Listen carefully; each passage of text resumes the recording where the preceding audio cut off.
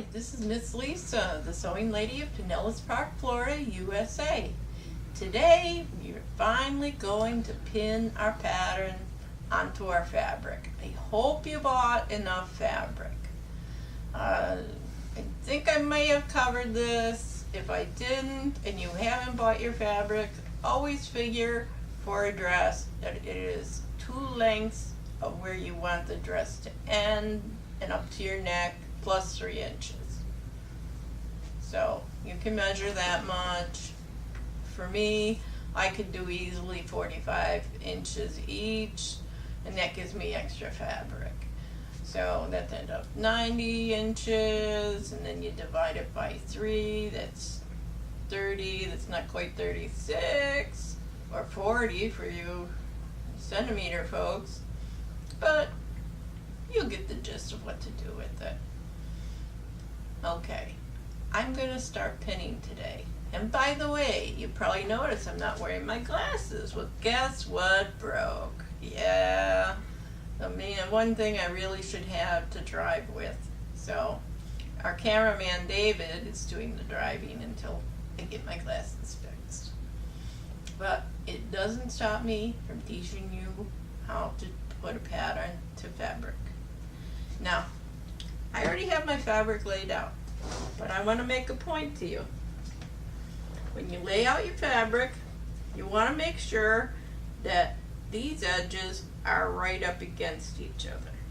And another thing you want to look for before you even consider pinning, if you have a ripple down here, that means your fabric isn't right.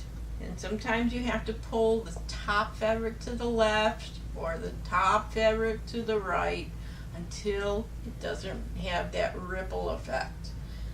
This happens if you go to Joann's because you're getting seconds, which are not as good as first. First is quality fabric. Seconds are, they're okay, but they might be a little bit off, and mostly people don't notice it. People like me, yeah, I notice it. I even complain. Hey, that's what I do. Alright, now when we made our croquis, we made them full size. And when we did that, it was because we wanted to learn about actually putting in all of those wonderful darts and making it fit right. So, if you take your back, now if you're like me, it's already stitched together because of, I'm pretty sure I told you to do that. When you have this kind of edge to the fabric, it means you're going to put it on the straight side that isn't curved under. And when you go to lay it, you want to make sure that you're getting the whole end. That's one of those things, you know. I've had a few times where, I thought I had it on just right, and then I found out, no, I didn't. And always look under to make sure where the ends are. Sometimes they're sneaky and they move. And when they move, you might end up with your hem not quite where you want it to be. So I always leave just a little bit so I can see the ends. And as you go along, you want to double check that straight fabric on the edge here, because sometimes it gets out of whack. And mine is doing a fine job of that because it's a silky fabric and you don't play well with others. So what we're going to do now is we're going to pin our back. Now, I know this may sound weird to those of you who sew, but I have found a lot of people do not know how to use their pins. And when you sew, that's kind of important. So what we're going to do is we're going to pin. Now pinning should be easy.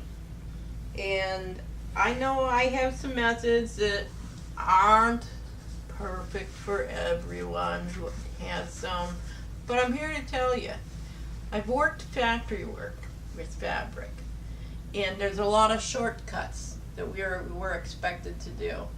Some of them are pretty good. I still use them, okay? Because the more pins you have, the longer you take, and the longer you take, the company gets upset. So you've got to do it real quick and everything. So for me, it's comfortable to just, I pin down the corner and see my fabric moved while we were talking. So we're going to move it up. We're going to do the straight edge over here. And it's a dig down and then bring it up with fabric on it. And I like to put one here because sometimes the fabric does move. We don't want that. And then another one way up here. And as you can see, my table isn't long enough to do this. So what we end up doing is we've got to pull it over so it can be done. But as long as you got this set like this, why not pin the outside? Makes sense. So we're going to pin the outside down. Oh, Xavier, you can't see him, but he's trying to be very cute. Normally he'd be up here, but I think he's afraid of me pinning him to something. Alright, we're going to get these outer ones done. It just makes sense. You're already there. So, and now when I cut mine, even though you see this big wide one, I'll be cutting some of that off. Okay, now when you go to move this, you want to take where the pattern is, both edges, and just pull straight over. And always make sure your pin box doesn't go over the edge. I've had that happen.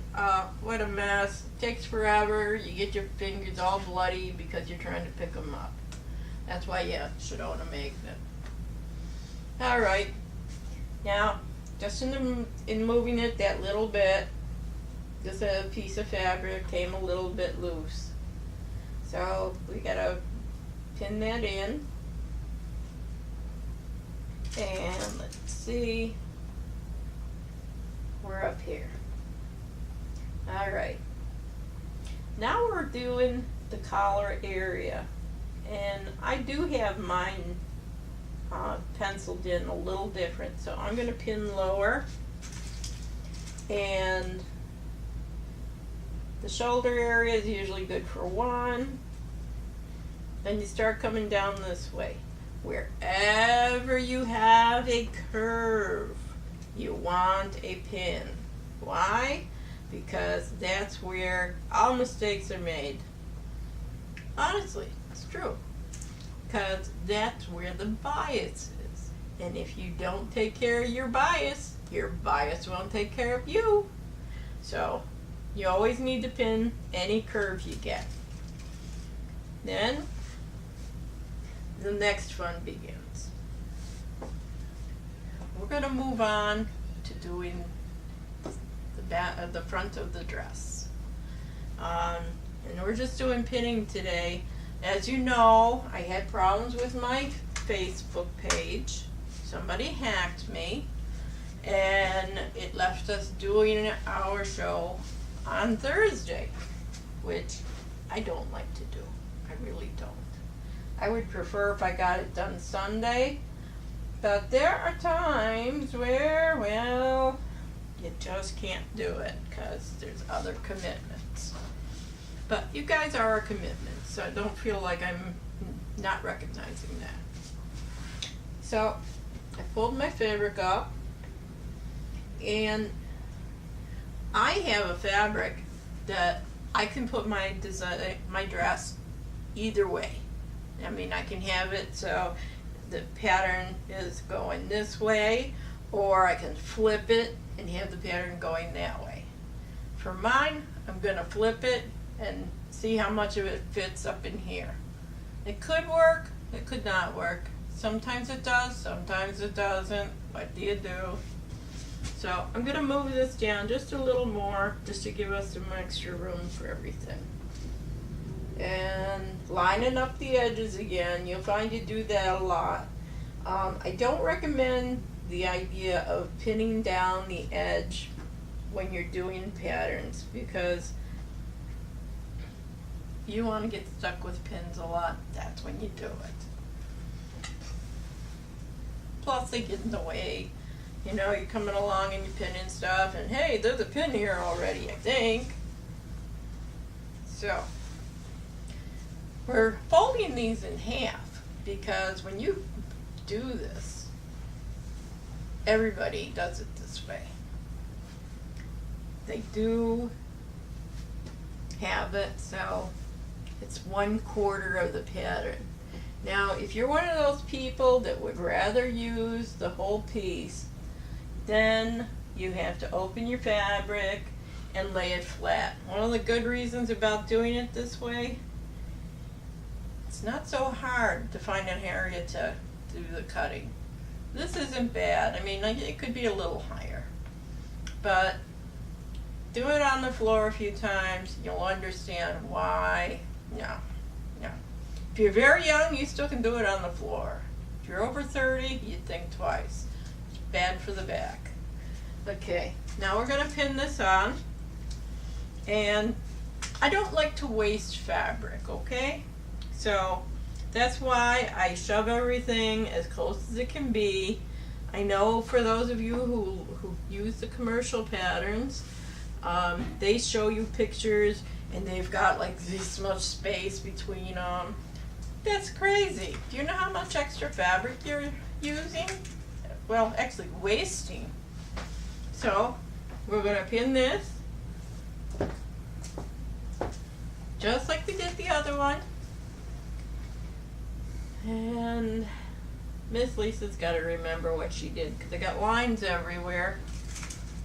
You know, sometimes you think you did it quite good, and then you take a second look and you go, huh? What did I do? I have those moments.